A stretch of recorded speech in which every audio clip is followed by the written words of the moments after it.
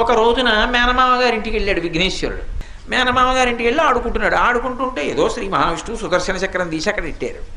పిల్లాడు కదా అటు ఇటు చూశాడు, ఏదో బాగుందని తొండంతో తీసుకుని నోట్లో పడేసుకున్నాడు.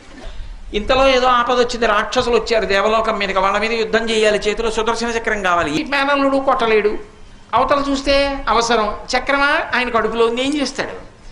చూసి పిల్లాడిని నవ్విస్తే పొలమారితే చక్రం బయటపడిపోతుందని ఏం చెయ్యాలో అర్థం కాక ఇంత శ్రీ మహావిష్ణువు వింత చేష్ట చేశారు.